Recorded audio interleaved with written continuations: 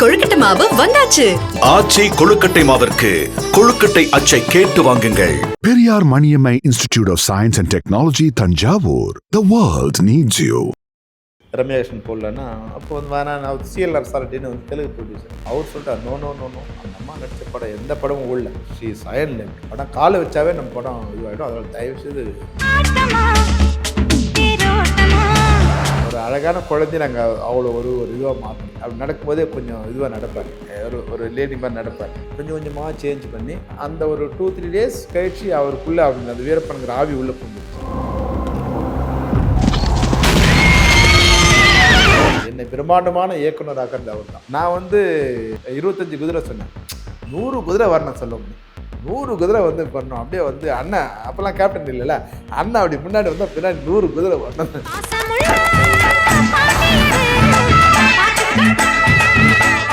இன்னைக்கு என்னன்னா சோஷியல் மீடியாவில் எல்லாமே பத்திரிகையாளர் தான். இன்னைக்கு இருக்கிற இது இருக்கு இல்லையா, அது கட்டுப்பாடு இல்லாத சுதந்திரம். இப்போ நான் எடுத்திருந்தேன்னா கொஞ்சம் ஐயோ எங்கள் ஜாதியை நீ இது மாதிரி காமிச்சிட்டியா அப்படின்னு ஒரு சமூகத்திலேருந்து வந்து, போலீஸ் எப்படி நீ இது மாதிரி திட்டலான்னு ஒருத்தர் வந்து, எங்கள் மினிஸ்டர் நீ காமிச்சிருக்கா, அவர் மிகுர் மாதிரி இருக்காருன்னு இவங்க சண்டை போட்டுக்கிட்டு நம்மளை இழுத்து விட்டுருப்பாங்க.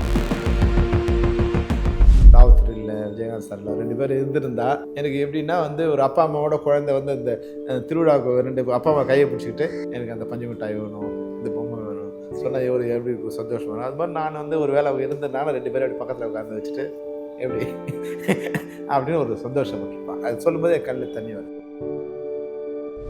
பலரும் வந்து இப்போ உச்சபட்ச நட்சத்திரங்களா இருக்காங்க. அதுல வந்து ரம்யா கிருஷ்ணன் மேம் பத்தி சொல்லி ஆகணும். அந்த ஆட்டமா தேரோட்டமா வந்து ஊரையே ஆட வச்ச ஒரு பாடல் இன்னைக்கும் வந்து கேட்கும்போது அது ஒரு விதமான உணர்வை வந்து கொடுக்கும்.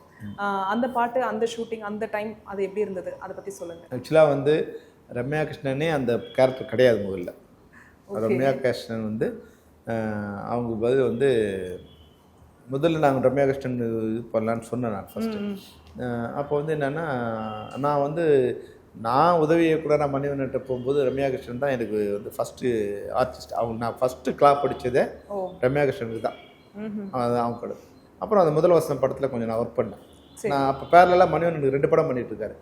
இன்னொரு படத்தில் கல்யாண கச்சேரி ஒரு படத்தில் நான் ஒர்க் பண்ணிகிட்ருக்கேன். அதில் நான் அசோசியேட்டு. இந்த படத்தில் யாராவது இல்லைன்னா சரி, ஏன்னா அவர் வந்து கிளாஷ் ஒர்க் மாதிரி அனுப்புவார். அப்போ போகும்போதெல்லாம் அவங்களோட சின்ன சின்ன பழக்கம். அப்புறம் ஒரு தடவை வந்து இந்த ஃபிலிம் இன்ஸ்டியூட்டில் வந்து நாங்கள் அவங்க படம் வேலுப்பிரபார் படம் தான், விலங்குன்னு ஒரு படம், அதில் அவங்க ரம்யா கிருஷ்ணன் நடிக்கிறாங்க. அதில் என்னென்னா அதில் ஒர்க் பண்ணிட்டு போது நைட்டு ஒரு நாள் என்னென்னா அவர் டே நைட் ஒர்க் பண்ணிகிட்டே இருக்காரு. ரொம்ப நேரம் ஆன பிறகு வந்து அவங்க கொஞ்சம் கேப் கிடச்சிது. சரி, என்ன பண்ணாங்க, இந்த மாடி ஏறி போய், அது ஒரு பெரிய செட்டு, மாடி ஏறி போயிட்டு ஒரு டோர் மாதிரி இது மாதிரி டோர் இருந்தது இல்லையா, இந்த டோரை திறந்து அந்த ரூமில் போய் படுத்து ரெஸ்ட் எடுக்கலான்னு திறந்தாங்க. ஆக்சுவலாக அது ஒரு செட்டு, அதுக்கப்புறம் ஒன்றும் கிடையாது. கதவை திறந்தா இதுதான் இருக்கும், வெறும் டம்மி டோர். அதை ஃபாஸ்ட்டில் நம்ம கதவை டோர் திறந்தோடனே உள்ள இருட்டு, லைட் இல்லை, கீழே விழுந்துட்டாங்க. விழுந்தோடனே கீழே சவுக்கட்டை அது இதுமாக இருந்தாலும் விழுந்தோடனே கால் அவங்களுக்கு பிரேக் ஆகிடுச்சு. கத்துனாங்க. ஒன்று டக்குனு ஃபுட்டில் எடுத்துட்டு நாங்களாம் வந்து ஓடி வந்தோம், பார்த்தோம். ஏற்கனவே நான் ஒர்க் பண்ணியிருக்கேன் இல்லையா, அதனால் வந்து அவளை காரில் ஏற்றி கொண்டு போயிட்டேன். அப்போது முதல் வருஷம் ஷூட்டிங்கில் இருக்காங்க. அவங்க முதல் ஷூட்டிங் முடிஞ்சிடுச்சு. அப்போ வந்து கலைமணி சாரும் ஒரு இளையராஜா சார் படம் பார்க்குறாங்க. பார்த்துட்டு அதில் என்ன சொல்கிறாரு, இளையராஜா சார் சொல்கிறாரு, அந்த இது ஒரு நல்லாயிருக்கும், அந்த சாங் ஒன்று இருந்தால் நல்லாயிருக்கும், அந்த அகனி வெளியே வரணும், அதனால் அந்த சாங் ஒன்று வேணும். அவதான் 6 அது ஆழம் இல்லை ஒரு சாங். அப்போ அது பண்ணலான்னா ஷூட் பண்ணோம். படம் ரிலீஸ் டேட் ஃபிக்ஸ் பண்ணிட்டாங்க. ரீ ரெக்கார்டிங் வேறு ஸ்டார்ட் பண்ணிட்டாரு. ரீ ரெக்கார்டிங் பண்ணி படம் வரதுக்குள்ளே சாங் ஷூட் பண்ணோம். இப்போ தான் அந்த அம்மா வந்து நிற்கவே முடியாது. அப்போ வந்து வீல் சேரில் தான் வந்தாங்க. வந்து 2 இதுவோடு தான் நிற்பாங்க. அப்போ வந்து நான் அவங்க கூட பாஸ்கர் ஒருத்தர் வருவான் ரம்யாவோட. நான் வந்து இங்கே உதவி வைக்கிறேன், அந்த சாங் எடுக்க நான் என்னை அனுப்பிச்சிட்டாரு. அப்போ என் கூட ஈஸ்வரன் ஒருத்தர், அவர் தான் சிம்மாசனம் படம் டைரக்டர், நானும் அவரும் போயிருக்கோம். அப்போ ஒரு பக்கம் நானும் ஒரு பக்கம் என் கையில் இப்படி ஊனிட்டு தான் அவங்க நிற்கணும். கீழே வந்து நாங்கள் உட்காந்துருப்போம், பிடிச்சிட்டு உட்காந்துருப்போம். அவங்க க்ளோஸ்அப் இருக்குது, நாங்கள் பிடிச்சிட்டே இருக்கணும். ஒரு வேறு லாங் ஷாட்னா ஒரு மரத்தில் சாய வச்சுருவாங்க, அவங்க மரத்து பின்னாடி நாங்கள் நின்றுக்கணும். இல்லை any time she May fall, ஏன்னா அப்போ நாங்கள் பின்னாடி நின்றுக்கிட்டோம். அப்போ வந்து ஒரு வேளை அவங்க விழுந்தால் நாங்கள் பிடிக்கணும், இல்லை கட் சொன்னால் வந்து பிடிக்கணும். இது மாதிரி ஃபுல் நைட், ஒரு நைட்டில் வந்து ஃபுல்லாக இருந்து அந்த சாங் ஒர்க் பண்ணும். இப்போ அந்த அளவுக்கு எங்களோட அந்த அம்மாவுக்கு எங்கள் பரிச்சயம் இருக்குது. நான் வந்து சொன்னேன் இது மாதிரி வந்து ரம்யா கிருஷ்ணன் போடலன்னா, அப்போ வந்து வேணாம், அவர் சிஎல்ஆர் சார்ட்டின்னு வந்து தெலுங்கு ப்ரொடியூசர். அவர் சொல்லிட்டார், நோ நோ நோ நோ, அந்த அம்மா நடித்த படம் எந்த படமும் ஓடல, ஷீ அயன் லெக். படம் காலை வச்சாவே நம்ம படம் இதுவாகிடும். அதனால் தயவுசெய்து அவர் வந்து தெலுங்கு வெர்ஷனோட ப்ரொடியூசர். சினிமாவில் அந்த சென்டிமெண்ட்ஸ் ரொம்ப ஜாஸ்தி இல்லை? ரொம்ப ஜாஸ்தி. எனக்கு அது பெரிய நம்பிக்கைலாம் கிடையாது. எனக்கு வந்து எல்லா நாளும் நல்ல நாள் தான், எல்லா நேரமும் நல்ல நேரம் தான், எல்லா மனிதர்களும் அந்த உழைப்பு தான் அது நேரங்கிறது ஒன்று அமையலாம். அதனால் ஆனால் ராவுத்தர் வந்து அந்த சென்டிமெண்ட்டோட உச்சம். ஆனால் வேணாப்பா அப்படின்ட்டா. சரி ஓகே, நானும் பெருசாக கம்பேர் பண்ணல. நானே இப்போ 2வது படம், அதுவும் இல்லாமல் அது என்னோட இன்னும் நான் டைரக்டர் ஆனால் கூட இன்னும் அவங்க அசிஸ்டன்ட் டைரக்டர் மாதிரி ட்ரீட் பண்ணிட்டு இருப்பாங்க. அதனால் நான் பெருசாக அவங்களுக்கு சொல்ல. சரி போயிட்டு நான் அப்போ சரண்யா தான் வந்தாங்க. வந்து ஒரு நாள் ஒர்க் பண்ணாங்க. அவங்க இந்த காட்டுக்குள்ளே வர்றது அது ரொம்ப டீப் ஃபாரஸ்ட்டு, அதுக்குள்ளே வர்றது அதெல்லாம் வந்து அது ஏதோ ஆப்ரேஷன் பண்ணி ஏதோ வந்தான்னு சொன்னாங்க. ஓகே. அப்போ வந்து அதுவும் இல்லாமல் எனக்கு அவங்க சின்ன ஒரு மனஸ்தாபரம் ஆயிடுச்சு. அது காஸ்டியூமில் வந்து அவங்க அது வந்து ஒரு கிளாமர் கேரக்டர். அவங்க என்ன பண்ணிட்டாங்க, ஃபுல் பாவாடை ஃபுல் கீழே வரைக்கும் எடுத்துட்டாங்க. நான் சொன்னேன் அதில் இல்லை சார், நீ வரைக்கும் தான் இருக்கணும். அதில் ஒரு சின்ன இது ப்ளஸ் அவங்களுக்கு இது எல்லாமே இது அந்த காட்டுக்குள்ளேங்கிறது ஒரு பயம். கம்ஃபர்ட் வந்து விஜயகாந்த் சொன்னாங்க. சரி சார் வந்து சொல்ல முடியும், ஊருக்கு போயிட்டு வரங்கிறாங்க. ஓகே, 2 நாள் போயிட்டு வரேன் தான் வந்தாங்க. இங்கே வந்த பிறகு வந்து சொல்லிட்டாங்க நோ. அப்போ வந்து நான் சொன்னேன், என் கூட வந்து 100 நாள் ஷூட்டிங். அது அதில் 90 நாள் என் கூடவே இருக்கணும். ஒரு ஆர்டிஸ்ட் யூனிட்டில் அவங்க இருக்கணும். எப்போல்லாம் ஷார்ட் வருதோ அப்போ வருது. அதனால் எனக்கு ஹீரோயினாக வேண்டாம், அவைலபிள் ஆர்டிஸ்ட்டாக வேணும். நீங்கள் பாட்டு கொண்டு வந்து 2 நாள் இருக்குது 3 நாள் இருக்குதுன்னா எனக்கு வேண்டாம் சார். நியூ ஃபேஸாக இருந்தால் கூட பரவாயில்ல, அழகாக இருக்கணும். ஏன்னா 2 சாங் இருக்குது. அப்போ ஒரு அழகாக ஒரு இது வேணும்னா அப்புறம் பார்த்தா ஒரு நாள் நான் வந்து ஷூட்டிங் கிளம்பிட்டு இருக்கேன். அப்போது ரம்யா கிருஷ்ணன் வராங்க. ஓகே. அப்படிதான் அந்த படத்தில் அவங்க வந்து ஜாயின் ஆனாங்க. ஆனால் அந்த படம் அவங்களுக்கு ஒரு பெரிய வெற்றியை கொடுத்தது. கண்டிப்பாக படத்தோட வெற்றிக்கு அவங்க ஒரு மிகப்பெரிய பங்கு. அவங்களோட அந்த 2 சாங் பியூட்டிஃபுல்லாக பண்ணியிருப்பாங்க. அவங்க கூட வந்து ஒரு வெற்றி தேவைப்பட்டது. அவங்க சரியா நல்லா பயன்படுத்திட்டாங்க. அந்த இதுவும் இல்லாமல் எந்த விதமான எங்களுக்கு தொந்தரவும் இல்லாமல் நாங்கள் ஷார்ட் ரெடினா வருவாங்க, நடிப்பாங்க, போயிடுவாங்க. அப்போ வந்து எந்த கேரவனும் கிடையாது. எதுவும் இப்போ ட்ரெஸ் சேஞ்ச் பண்ணுறதுன்னா ஒரு காட்டுக்குள்ளே மரத்துக்கு பின்னாடி தான் போய் ட்ரெஸ் சேஞ்ச் பண்ணிட்டு வருவாங்க. அப்போ பாத்ரூம்லாம் போகிறதுலாம் எப்படி ஒரு லேடி மீதி. ஆமாம் ஆமாம் ஆமாம், எல்லாமே ஜென்ட்ஸ் தான் இருக்கும். எல்லாமே ஜென்ட்ஸ் தான். நாங்கள் 300 பேர், ஒரு பொம்பளோட இருக்காது. அவங்க மட்டும் தனியாக காடு வேறு, அவங்க தனியாக இருப்பாங்க. ஆனாலும் கூட அந்த வெறி வந்து அவங்களுக்கு அது நான் சின்னதாக ஒரு லைன் சொன்னேன், அவங்களுக்கு பிடிச்சிருந்தது. அப்போ இதில் நான் எப்படி வந்து விஜயகாந்த் பேர் இல்லைங்கிறது வரும்போது அவங்களுக்கு ஏதோ ஒரு இதில் தான் வந்தாங்க. ஏதோ வந்து வேறு வழி இல்லைன்னு தான் வந்தாங்க. ஏதோ ஒரு படம் அப்படின்னு தான் வந்தாங்க. வந்தபோது விஜயகாந்த் பேர் கிடையாது, வேற ஒரு சரத்குமாருக்கு பேர் அப்படின்னா சரத்குமார் சார் அப்போ தான் வராரு. சரத்குமார் யாரும் அப்கமிங்கு. அதில் சின்ன வருத்தத்தோடு தான் அவங்க நடித்தாங்க. ஆனால் ஒரு 2 நாள் கழிச்சே வந்து அவங்க வந்து இதில் வந்து நம்ம பெரிய ஸ்கோப் இருக்குது அப்படின்னு தெரிஞ்சுக்கிட்டாங்க. அவங்க உயிரை கொடுத்து நடித்தாங்க.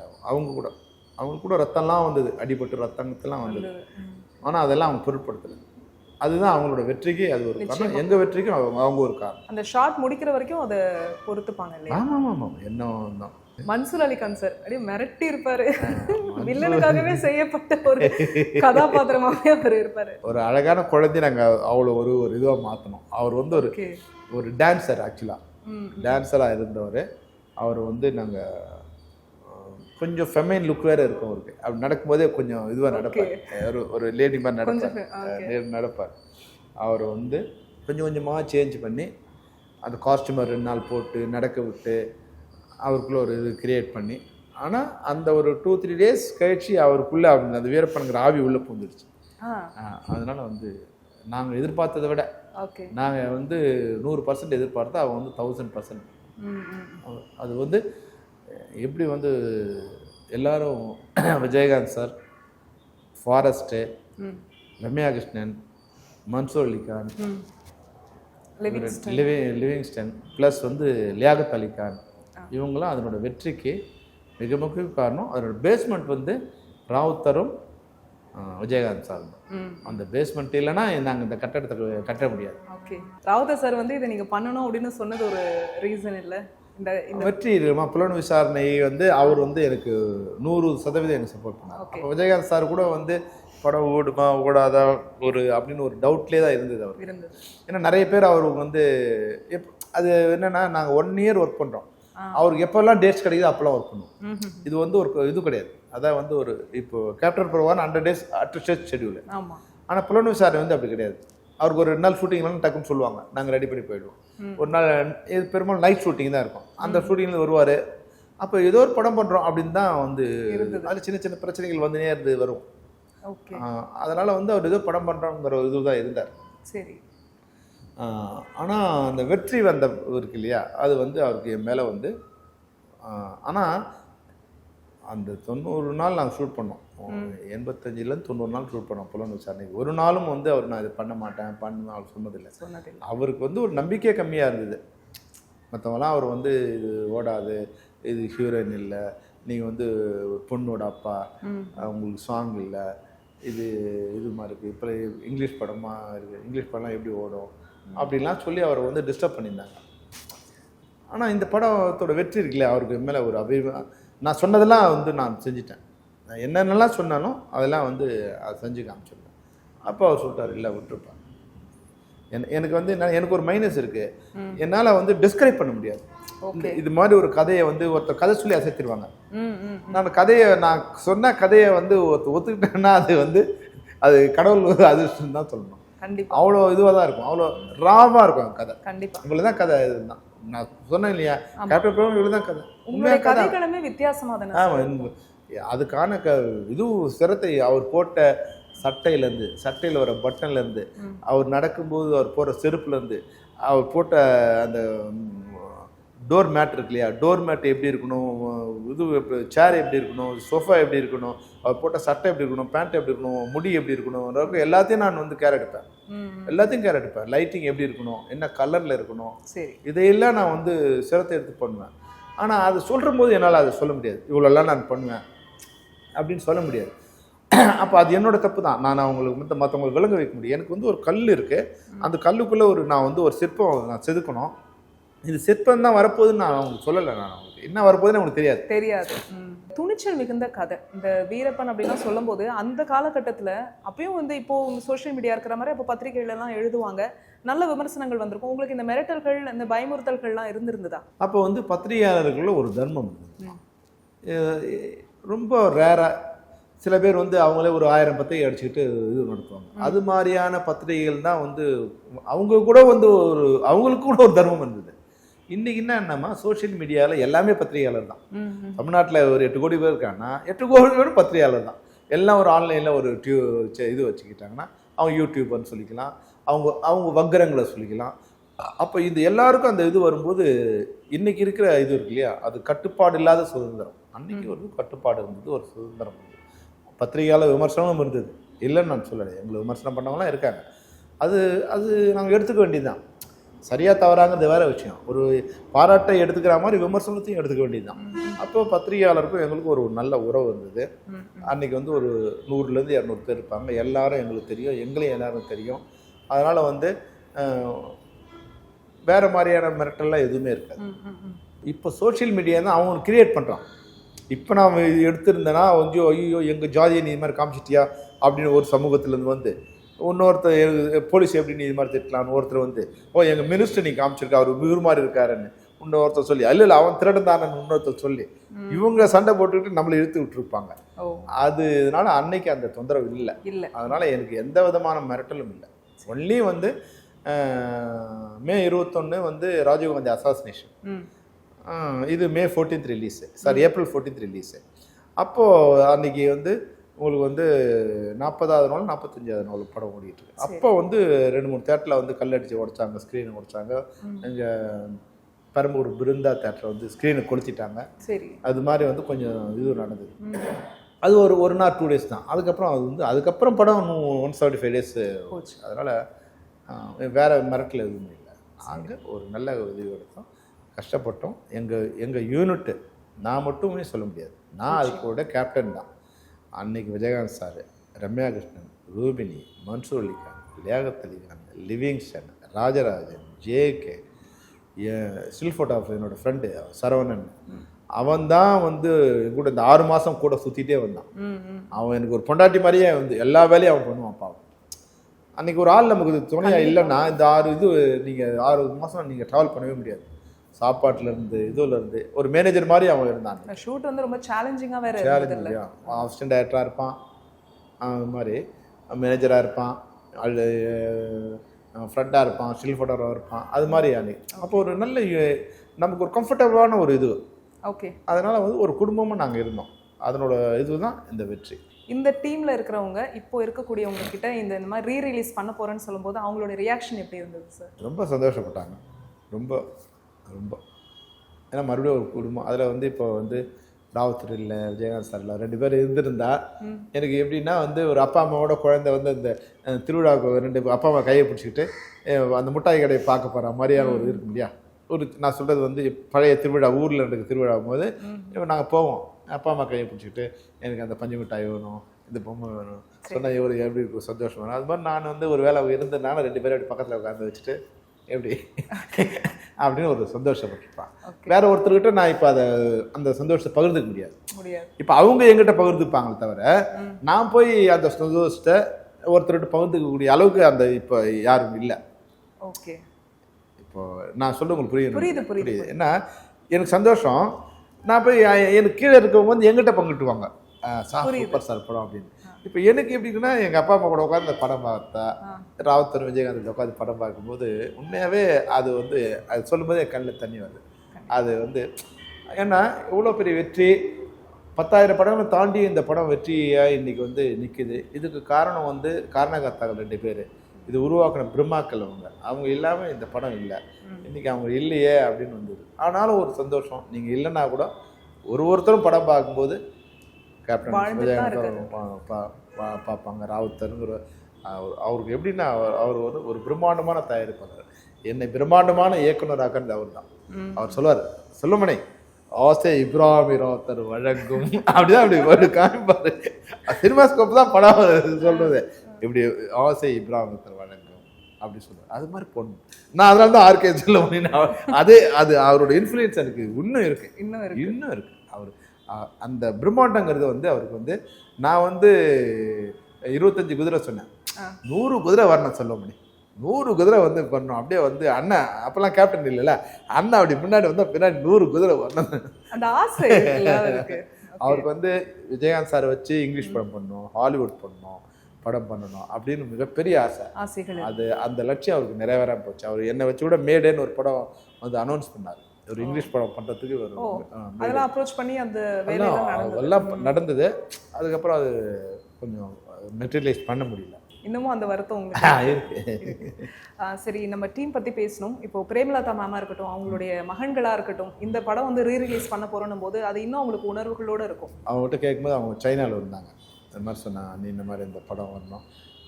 ஐயோ சார், நான் வந்து சைனாவில் இருக்கேன், நீங்கள் என்றைக்கு வரீங்களோ அன்னைக்கு வந்து அனௌன்ஸ் பண்ணணும். அதை வந்து அங்கே தான் விஜயகாந்த் சார் அந்த இதில் கேப்டன் ஆலயத்தில் தான் அனௌன்ஸ் பண்ணோம். அது நீங்கள் இருக்கிற அன்றைக்கி தான் பண்ணணும். ஆனால் அவங்க வந்து 23ஆம் தேதி வந்தாங்க, போன மாதம் 23ஆம் தேதி. மறுநாளே வந்து நீங்கள் இன்றைக்கே பண்ணிடலான்ட்டாங்க. அன்றைக்கி போயிருந்து அந்த அவரோட விருப்பம் அவங்களுக்கு கூட வந்து அவங்க கூட வந்து அது மாதிரி ஒரு மனைவி அமையிறது கூட வந்து விஜயகாந்த் சாரோட புண்ணியம் தான், சப்போர்ட்டிவாக. அது வந்து எனக்கு வீடு பக்கத்துலேயே, என் வீடு பக்கத்து வீடு விஜயகாந்த் சார் வீடு. ஆமாம், 2 பேரும் ஒரே காம்பவுண்டு தான். என் வீடு அடுத்த வீடு அவர் வீடு. கொஞ்சம் காலி இடம் ஒரு வீடு, 2 அவரோட இடம். அப்போ என்னென்னா அந்த காலி இடத்துல அவர் வாக்கிங் கூப்பிட்டு போவோம். முதல்ல அவர் நடக்கிற ஸ்டேஜில் இருக்கும்போது அவங்க வந்து வாக்கிங் கூப்பிட்டு போவாங்க. அப்படியே நாங்கள் மேலே வந்து பார்த்துட்டு இருப்போம். அப்புறம் வந்து உட்கார வைப்பாங்க, அந்த இதெல்லாம் துணி வச்சு அவங்களே துடைப்பாங்க, அவங்களே ஹேர் கட் பண்ணுவாங்க, அவங்களே டை அடிப்பாங்க, எல்லா வேலையும் அந்த போட்டோஸ் எல்லாம் கூட போட்டு. ஆமாம், வேற ஒருத்தர் பண்ணுறதுக்கு அலோவ் பண்ண மாட்டாங்க. கால்லாம் அந்த ஈர துணி வச்சு அது கால்லாம் தொடச்சி விட்டுருக்கோம். குழந்தை மாதிரி பார்த்து ஒரு குழந்தை அது மாதிரி வந்து பாவம் அவங்க வந்து மிக இதில் வந்து பண்ணாங்க. அவங்ககிட்ட சொன்ன உடனே அவங்க ரொம்ப சந்தோஷப்பட்டாங்க. சார் உண்மையாகவே கேப்டன் சார் வந்து நம்ம கூட இருக்கிற மாதிரி, அதுவும் ஒரு பர்த்டே பண்ணுறதுங்கிறது எனக்கு ரொம்ப சந்தோஷம் அப்படின்னாங்க. அப்புறம் வந்து இந்த ஆடியோ ரிலீஸ் நீங்கள் வரணுன்னா அவங்க சொன்னாங்க, நான் வந்து எலெக்ஷன் வர்றதால ஒரு கேம்பெயின் ஸ்டார்ட் பண்ணுறோம். ஆனால் நான் சொன்னேன், அட்லீஸ்ட் பிரபாகரனே இங்கே அனுப்பணும்னு சொன்னேன். சரி, ஒன்று பிரபாகரோட எங்கேயோ வந்து திருப்பத்தூர்லேயே எங்கேயோ இருந்தார். சரி, அங்கேருந்து வந்து மத்தியானமே முடிச்சுட்டு அங்கேருந்து கார் எடுத்து வந்து இங்கே வந்து ஜாயின் பண்ணி அன்றைக்கி நைட்டே போனார். அந்த வந்து என்னுடைய வேண்டுகோளுக்கு என்னங்க நான் சொன்னேன், பிரபாகரன் குழந்தையா இருக்கும்போது இந்த படம் இருந்தது, இப்போ பிரபாகரன் கையில் இந்த படத்தை நான் வந்து ரிலீஸ் பண்ணுறேன். அது வந்து அவனும் வளர்ந்துட்டா இது அப்படின்னு அவங்களுக்கு அந்த அம்மாவுக்கு. அப்போது அது ஓகே. இன்னும் வந்து நான் வந்து பிரபாகரனை ஒரு குழந்தையா பிறக்கும்போது நாங்கள் போகிறோம் இல்லையா, ஒரு குழந்தை கையில் எடுத்து நாங்கள் கையில் தூக்கி அவங்க என் வீடு பக்கத்து வீடே இல்லையா, கொஞ்சம் பெரிய பையனாகும் போது நாங்களே வந்து மாரில் போட்டிருப்போம். அவங்க என் குழந்தைங்க கொஞ்சம் எனக்கு குழந்தை பிறந்த பிறகு அவன் வந்து பெரிய பையன். அப்போ அவங்க வந்து கிரிக்கெட் கேப்டன். அவர் கிரிக்கெட்டு அவர் ரோட்டில் தான் விளையாடுவாங்க. ஒரு சின்ன ஒரு 3 குச்சி விட்டு அவங்க பால் போடுவாங்க. என் பையன் இது பண்ணிட்டு இருப்பான். எங்கள் பையனுக்கு வந்து இந்த டாக்ல ரொம்ப இது. அப்போ அவனுக்கு வந்து ரொம்ப அவங்க ஒரு 300-400 டாக் இருக்கும் அவங்களுக்கு. அவங்க டாக் ஒரு இது மாதிரி வச்சுருந்தாங்க அப்போ பையன். அவனுக்கு டாக்னா உயிர். சரி, எவ்வளோ 20 லட்சம் 30 லட்சம்லாம் டாகோட ப்ரைஸ் இருக்கும். அவ்வளோ ரொம்ப இம்பார்ட்டன்ட் இதுவாக வச்சுருந்தேன். அப்போ என் பையன் போய் அங்கே போயிருப்பான். உடனே ஒரு டாகை கொடுத்துருவான் என் பையன்கிட்ட. வீட்டுக்கு எடுத்து வந்தோடனே என் பொண்ணுக்கு வந்து டாக்னா ஒரு பயம். ஒரே அழுவோம். நான் வரவேற்க மாட்டேன் டேடி. நான் உடனே அவனுக்கு தெரியாமல் கொண்டு போய் அவர்கிட்ட கொடுக்காதரா, கொடுத்தா வந்து வீட்டில் இதுவாக இருக்கிறேன் அப்படின்னு சொல்லு. அது மாதிரி கல்யாணத்துக்கு முன்னாடிலேருந்து அவங்க வந்து குழந்தையா இருந்திருந்து பையன் நடக்க ஆரம்பிச்சிருந்து அப்படியே அவன் பார்த்துட்டு வரும் இல்லையா. இன்னைக்கு அவன் கையால் அந்த படத்தை ரிலீஸ் பண்ணுறதுங்கிறது இன்னைக்கு அவர் ஒரு பெரிய அரசியல் கட்சி தலைவராக இருக்காரு, ஒரு பெரிய பொறுப்பில் இருக்காரு, அப்பா மாதிரியே இருக்காரு. உண்மையிலே சண்முக பாண்டியன் பார்க்கும்போது நான் படத்தலைவன்னு ஒரு படம் பார்த்தேன்.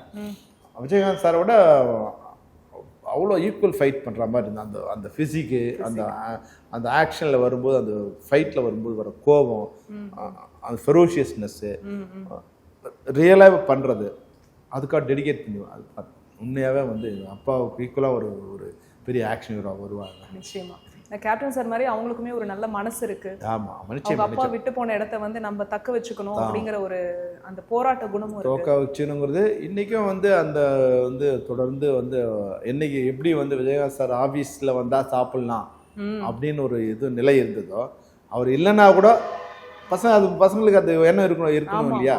இன்றைக்கும் வந்து அவர் டெய்லியும் வந்து அவரோட கேப்டன் ஆலயத்தில் வந்து ஒரு 500-600 பேர் வந்து சாப்பிட்றாங்க. நாங்கள் அன்றைக்கி போகும்போது 3000 பேர் இருக்காங்க. அப்போது சமயங்களில் இது மாதிரி வரும்போது சனி ஞாயிறில் 1000-2000 பேர் வராங்க.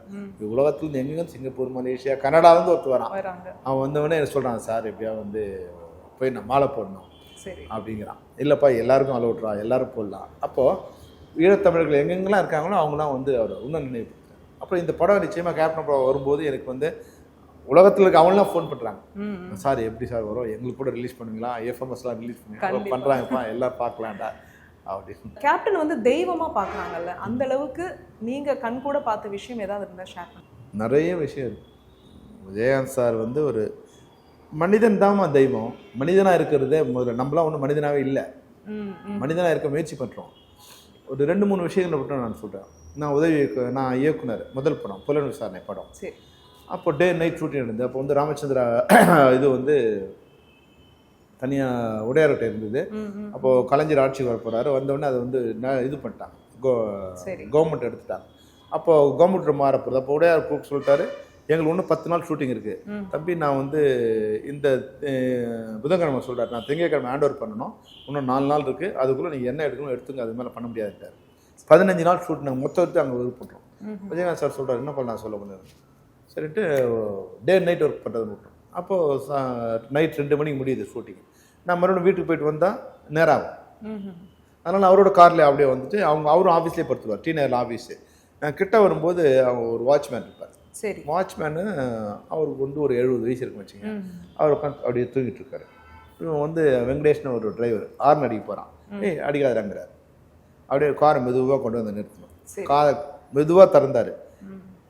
என்னால் அது என்ன பண்ணது, ஏறி அந்த சைடு இறங்கு எண்ணெய் அப்படி ஏற்றி இறக்குறாரு. அந்த பெரிய கேட்டு ஏற்றி இறக்குறாரு. என்ன சொல்கிறாருன்னா, பாவம் வயசானவன், இப்போ மணி 3 மணி ஆச்சு, இப்போ முடிச்சுட்டானா மறுபடியும் அவனால் தூங்க முடியாது அப்படின்ட்டு அவரும் ஏறி குதிச்சு நாங்கள் 2 பேர் போய் மேலே படுக்கிறோம். முதலாளி வரும்போது வந்து வாட்ச்மேன் ஒருத்தர் தூங்கிட்டு இருந்தாலும் என்ன நினைப்பான், ஏன்டா நீ தூங்குற பாதுகாக்க நேரத்தில் நீ தூங்கிட்டு இருந்தா எப்படி அவன் வேலையை விட்டு அனுப்புன்னு சொல்லுவானா, இல்லை வந்து அவனுக்கு அந்த ஆளுக்கு 70 வயசு, இப்போ முடிச்சானா அவனால் தூங்க வராது அப்படின்னு சொல்லுவான். நாங்கள் உள்ளே போகிறோம். உள்ளே போனால் இவர் அசிஸ்டண்ட் எல்லாம் இவருக்கு முன்னாடியே வந்து அங்கே தூங்கிட்டு இருக்கான் அந்த அவர் பெட்டில். அப்போ வந்து என்ன பண்ணார், மெதுவாக அவன் தலையை தூக்கி அந்த இது மட்டும் எடுத்துக்கிட்டார், அந்த பில்லோ மட்டும் எடுத்துகிட்டு அப்படியே படுக்க வச்சுட்டு கீழே தரையில் அந்த பில்லோ போட்டு படுத்துட்டார். சொல்கிறாரு, தூங்கணும் எழுப்ப விடா சொல்லுவோனே, அது பாவம். பாவம். இவரோட அசிஸ்டண்ட்டுமா, புரியுது. இவர் தூங்குறதுக்கு முன்னாடி அவன் தூங்குறான். தூங்குறாரு. தூங்கணும், எழுப்பக்கூடாதுங்கிற வேற ஒருத்தனா இருந்தால் முதல்ல வேலையை விட்டு எடுத்துருவாங்க. அப்புறம் அது போல் சாப்பிடும்போது உயிரே போனால் ஒருத்தன் எழுப்பக்கூடாது. அது சாப்பிடும்போது அப்புறம் நம்ம சாப்பிட்ற சாப்பாட்டை தான் எல்லாரும் சாப்பிடணும். சாப்பாட்டில் பேதம் இருக்கக்கூடாது சொல்லுவார். சம்பளத்தில் வித்தியாசம் இருக்கலாம், வெற்றி தோல்வி வச்சு சம்பளத்தில் வித்தியாசம் இருக்கலாம், ஆனால் சாப்பாட்டில் வித்தியாசம் இருக்கக்கூடாது. எல்லாரும் சாப்பாடு வந்து எல்லா மனிதனுக்கும் ஒன்றா இருக்கணும். இது இவரோட பாலிசி. இது மாதிரி வந்து நீங்கள் நான் வந்து 1000 விஷயம் சொல்லுவேன். அது உங்களுக்கு நிறைய கேள்விப்பட்டிருக்கோம். இருந்தாலும் நீங்க கண் கூட இல்ல அது மாதிரி ஒருத்தர் அவர் கோவப்பட்டாருன்னா அடுத்த 5 நிமிஷம் நமக்கு நல்லதுன்னு அர்த்தம். அப்படியா? ஆமா, 10 தடவை சாரி சொல்வாரு. ஒரு தடவை திட்டாருன்னா 10 தடவை சாரி சொல்வார். நம்ம முகம் நார்மலா ஆகுற வரைக்கும் அவர் பார்த்துன்னு ஒரு தடவை நீங்க திட்டுவீங்க, சாரி பாட்டு உடனே நான் மாற மாட்டேன்ல, சரி பரவாயில்ல சார்னு சொல்லுவேன். ஆனா மனசு வலிச்சுக்கிட்டே இருக்கும்ல, அது சரி மனசை சரி பண்ண ட்ரை பண்ணுவாரு. நான் பெரிய ஹீரோ, இவன் அசிஸ்டன்ட் டைரக்டர், இல்லை இவன் டைரக்டர், இவன் தானே புதுமுகம் அப்படிலாம் நினைக்கவே மாட்டார். அவன் பண்ணுறான், நம்ம ஏதோ ஒரு கோவத்தில் சொல்லிட்டோம், அவன் ஹர்ட் ஆகிட்டான், அதுக்கு ஒரு மருந்து நம்ம கொடுக்கணும் அப்படிங்கிறது வந்து பண்ணினே இருப்பார். நிச்சயமா இந்த மாதிரி ஒரு குணம் வந்து யாருக்கு இருக்குன்னே நீங்க சொன்ன மாதிரி இதுதான் மனுஷத்தன்மை. அதுதான் மனித தன்மை தான் வந்து மனிதன் தான் தெய்வம். அவர் மனிதனா வாழ்ந்து தெய்வம். அப்போ மனிதனா வாழ்ந்ததுக்கே இப்போ ஆள் இல்லாமல் இருக்கும்போது அதனால வந்து இது மாதிரி நிறைய யார் எப்போ பசின்னு வந்தாலும் இல்லை, எனக்கு சம்பளம் கொடுக்கலன்னு எந்த படத்தையும் அவர் நிறுத்துறது இல்லை. ஒருத்தர் சின்ன ப்ரொடியூசரு ஒன்று அவர் படம் பண்ணான், நீ படம் பண்ண பண்ணி அவனுக்கு காப்பாற்று, அவனுக்கு இது பண்ணுவான். நிறைய பேர் ஒரு டைரக்டர் புதுசாக வந்து இப்போ என்னெல்லாம் அவர் டைரக்டர் ஆக்குறது, என்ன ஒருத்தர் டைரக்டர் ஆக்குறாருன்னா உண்மையில அவன் தெய்வம் தான். ஏன்னம்மா இப்போ என்னால் கதை சொல்ல முடியாது, கதை சொல்லி ஒருத்தர் கன்வின்ஸ் பண்ண முடியாது, என்னோட அப்பியரன்ஸ் பெருசாக இருக்காது. என்னை எப்படி ஒருத்தர் நம்பிக்கை ஒருத்தர் சொல்கிறாங்க, ராவுத்தர் ஓகேனா ஓகேப்பா அவ்வளோதான், நீ போய் ராவுத்தர் ஓகே பண்ணி அவ்வளோதான். அது மாதிரி எனக்கு அவருக்கு ஒரு பிரச்சனை வருது, படம் நிற்குது, 3 மாதமாக வந்து வேறு டைரக்டர் வச்சு பண்ணலான்னா பேசும்போது ஒரு சொல்கிறார், இல்லைல்லப்பா நம்ம ஒருத்தர் வாழ்க்கை கொடுத்தோம், வாழ்க்கை கட்டுன்னு எடுக்கக்கூடாது, பரவாயில்ல எப்படி வருதோ வரலையோ, 10ஓட 11 போட்டோம், 10 படம் ஃப்ளாப்பு, இது 11 படம் போயிட்டோம், ஒருத்தர் வாழ்க்கையை கொடுத்து அழிக்கக்கூடாது.